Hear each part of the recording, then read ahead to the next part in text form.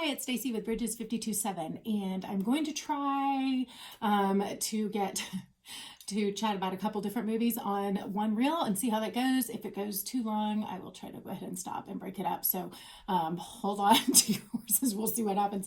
But I want to lay the groundwork and say I am not a movie critic. I'm not trying to evaluate their merits, although of course my personal opinions will generally come through at some point.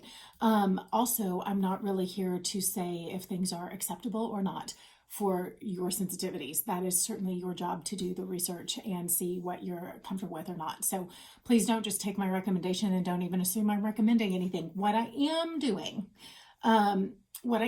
is saying, hey, I have seen these movies and the Lord speaks to me all the time in stories. And I believe that God is so big that we can find him anywhere we look for him, and to help train people to start looking for him to show up and all the things. The Bible says that in him the whole world lives and moves and has its being. Certainly that includes the stories that are told. So they are not necessarily Christian stories. Some are, some aren't. But we will find echoes of the kingdom in everything. And I believe it's those, actually part of my points of one of these movies, it is that the very reason that movie will do well is because of the echoes of kingdom that I see in it. That I believe that the Lord promotes things that are kingdom mentality always. So anyways, I'll get to that in a minute. I'm going to back up just a little bit and let's start with Argylle. So I believe Argylle, it's mostly out of the theaters. It's kind of run a little bit of its course, but it's still out there and people will still be seeing it as it comes out on other streaming devices and whatever. So I want to talk about it.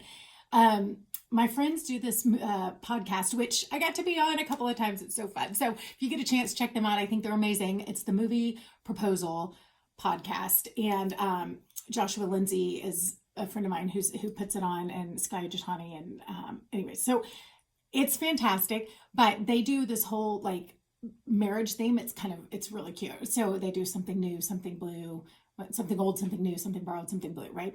And they've got a whole plan for that. The blue is either blue their mind or blue chunks. They recommend old things that you may not have seen that usually relate to the new thing. And the something borrowed is always like relating to the new thing that someone else has put out there that they can link to. But the something new, they always do a proposal. And I bring that up because the Argylle one, I have a proposal for Argylle, and I would propose that I don't usually do the movie proposal on my deal, but I'm gonna do this one. That they talked a lot about Argylle and what like kind of hot mess it is, and I totally agree. And it was kind of seems like it has an identity crisis, that it's not sure who it's for or what it's for. It's like kind of like, it felt like Spy Kids one moment. It felt like that, what was that Sandra Bullock spy movie that recently came out where she's writing a story and then gets Jewel of the Nile, was kind of that way. Like there's this moment where it's like a serious adult kind of movie, and then it's like a Spy Kids movie, and then you've got this author who's writing stories, and then you realize it's like Memento or some of these movies where they have Jason Bourne, where they don't know who they are, and there's memory issues, amnesia. So it's like all over the map. And I really had no idea who the target, I was like, who would even like this movie? And at some point my mom and I just had to just laugh because it's so absurd. You just either like hate it or roll with it. And if you roll with it, you can kind of laugh and have some fun. And I will say some other family members of mine had the same. They were like, we thought it was funny, but you just have to be willing to let it be like beyond absurd. Anyways, that being said, she has amnesia. The whole movie's about someone who has amnesia, has been living as an author telling these stories, but doesn't realize she's actually been telling stories about a life that she once lived. And so you've got, and sorry, spoilers, but she has been, I think, so the things that really stand out to me and where I see like real touch points to the kingdom and to things that I think the Lord is doing in our culture, like hugely right now, themes in our culture, is that, so in my proposal, I kind of got away from that. I was laying the groundwork. My proposal is that the medium is the message on this one, and that the identity crisis that you feel as you're watching it, not really being sure like what it is or who it's for or whatever, is completely in line with the message of the movie, that you've got people that have no idea what's their purpose, who they're for, what their real identity is. I would say the format of the movie is exactly what was going on inside the head of the protagonist in terms of like lost and confused, right? So I would kind of couch my proposal a little that way. But I think if we're looking at kingdom and messages that are so much about who the Lord is for us, there's a couple things that I loved. One is that you have other people around her that know who she is and are doing all they can to help her remember who she is, and they are calling out identity to her, reminding her of the past, reminding her of what is in her and what she was made to do and what she's capable of. And somebody says it's hard to watch the pathetic existence of a lion convinced she's a lamb. And that is spoken like someone who truly loved her and knew all that she was, and was watching her not live up to that. And so I just think, I think if you're look at our culture at all, you'll see this is kind of a epidemic that we are facing, that so many people are really coming to this conviction that God has made them to be something specific, and that they are feeling out of alignment with that. I would say even a lot of the gender confusion and things in our world really all still come back to, like, what is my identity? And I feel like God made me for more than I am feeling. And so we're trying in every way to find it or fill it. Or sometimes we just shut down and we hide from it, and we just hide out and watch Netflix and don't show up at all. So all of these things happen. And you see a lot of those things in the movie itself. But I think this calling of identity is something that resonates deeply in our souls. And it is a great opportunity to talk with people about, like, their own identity struggles because of this movie. So, and I think there is a great encouragement to us as well, that sometimes we will be around someone who is searching like she was, or who is, maybe they're not even searching. She was fully convinced she knew who she was. They knew better, but she was lost.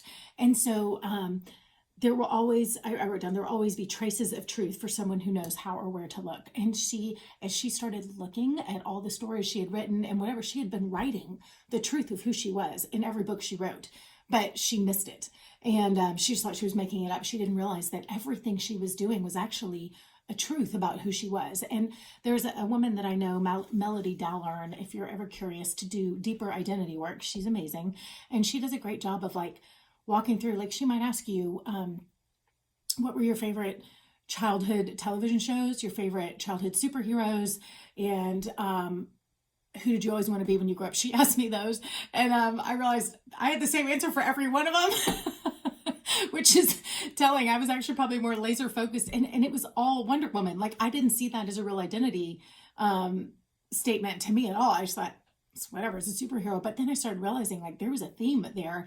And then later in life, some of the TV shows and things I like, they all had the same kinds of things. They were all the same type of person. And I started realizing, like, those were bigger clues to my identity than I would have had any clue.